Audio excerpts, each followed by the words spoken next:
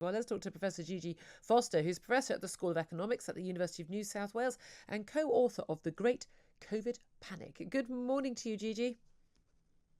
Good morning or good evening, Good Julia. evening to you, of course. Yes. Let's talk first of all about, good news for the good folk of Sydney getting their freedom again after 4 months. But the question is, for how long? Because although you've got government policy in Australia, we've also, like we've got with the four constituent parts of the UK, got different Australian states imposing different rules, and often those rules are much stricter than the country has imposed.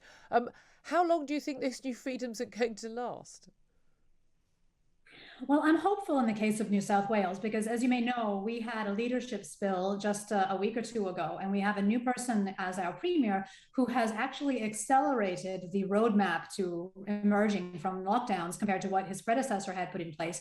And he's being very forthright about it, and he's sticking to his guns. And at the moment, we are being told that as of the first of December, everybody, vaccinated or not, will be able to get back to roughly a normal life. Because at the moment, you say we are emerging from lockdown, but actually, in order to get into a cafe, in order to get into a hotel, in order to see a new house, Yeah. you have to prove that you've been vaccinated. Yeah, and there have been some, extraordinary protests and some even more extraordinary policing of those protests that you and I have discussed before, where we've had, rubber bullets being fired at peaceful protesters, and a lot of these have been against vaccine passports and against lockdowns originally, but then specifically against mandatory vaccination proof being required to go and even do a construction job, not working in a care home or in the health service up close with patients who are vulnerable, but to do a construction job outside. It's been quite extraordinary. I completely agree. And I do feel for our people in Victoria. I mean, as you say, the images from that state are just horrific. And I think we've seriously damaged our national brand, as we spoke Oh, about last time massively. as well. We're no longer, Paul Hogan, hail fellow, well met. We are a totalitarian nightmare. And that's going to be a real problem because Australia, as you know, relies very heavily in normal times, that is non-COVID times, on tourism and on education exports as well. I work in the education industry myself as a professor, and I'm not at all confident we're going to get the same levels of students coming in and tourists coming in as we did before COVID. So I am worried about that. And certain states are completely still off with the ferries. Queensland is basically not allowing anybody in. And they're just pretending as though they can go on business as usual, which is just completely ignorant of the fact that the country is interdependent and Yeah. we all rely on each other. And you effectively need to get permission. So a lot of this 18 months, you need to actually have permission from the government, from the local state, to allow you to pass over a state line, even just to sort of drive along a road within your own country, which again is extraordinary. Melbourne has been in, it's going to be in total, isn't it, a 267-day lockdown in total?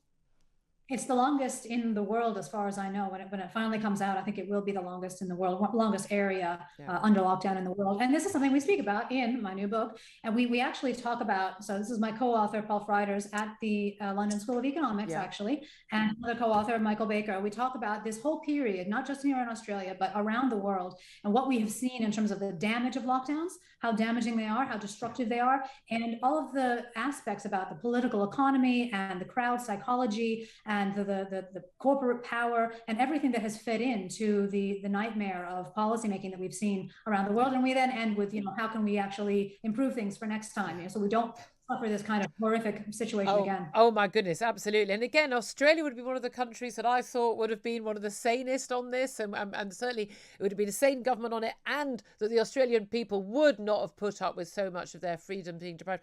Certainly in Melbourne, there are only 5 reasons you're even allowed to leave your home. Medical treatment, if you're an approved worker, and buy essential food supplies only one at a time. Really, really strict rules. Some of the most strictest in the world. The sort of rules we sort of had, in fact, stricter than we had back in, March, April 2020, when the pandemic first hit Europe. And it is extraordinary that that's still happening when we have got obviously far more COVID cases per capita, far more COVID deaths, and yet we are hopefully, I don't think I'll ever trust our freedoms being ours to keep forever again, but that we're hopefully back to normal and will stay some semblance of normality for good. My God, I'm going to fight tooth and nail for that to happen. But the whole point of Australia and New Zealand closing their borders early, they were able to. They were, miles from everywhere else. No one flies into Sydney as somewhere. Oh, I'll fly into Sydney to then cross to another country. That's just not, the way international travel works. So you were able to do that. But the benefit of that was, oh, great, we can live normally. We'll wait for a vaccine. We'll get that vaccine into everyone's arms in the first week it's available, and we'll go back to normal life. As it was, lockdown after lockdown after lockdown in various different states, and the ongoing ones now, totally hysterical overreaction to any case. We've seen all of the damage, the economic damage, and also damage to people's other health issues other than COVID. That's happened as well. And then the very, very slow vaccine rollout. So on all counts, other than, it's a fair point, the death rate so far, Australia has done really badly. I completely agree. And it is our very island nation status that has actually tempted politicians to sell from a very early stage in this crisis the idea that they would protect people by preventing the disease from coming in. Yeah. So we've had this perpetuation of the, we are pure and the rest of the world is dirty kind of mentality. And the politicians have just boxed themselves into that narrative. And the only way they see to get out of it is to vaccinate everybody to the, to the lobes and then just hope that hopefully, maybe we're not going to have too many deaths when we open up, but they're petrified of that because they've painted themselves as our saviors from COVID. Yeah. And of course, but also there's no discussion of early treatments. I mean, we've banned ivermectin from off-label use. It's ridiculous. The actual, knowledge that we've gained in 18 months of how to treat early stage COVID is not being used at all here. Yeah, I know the ivermectin thing is still incredibly controversial, isn't it? I mean, again, I've got no knowledge and either way on that. But the key thing is, we know the vaccines work. I'm double jabbed, very happy to have been double jabbed. We know they do work, and yet there was that very low take-up early on. And what I find extraordinary, though, is that even with the efficacy of the vaccines that we've got, there are still going to be people who will die of COVID. You've got no natural immunity in the country whatsoever because there's been no build-up of it. There are going to be people who die, and I don't know if Australia is ready for opening up and accepting that, yes, some people are going to die. You're vaccinated. You're going to be as safe as you can from, as vaccination can give you. But you are probably going to lose a few thousands of people and possibly more than that. And I don't think Australia is ready for that. I think you're going to go back into lockdown.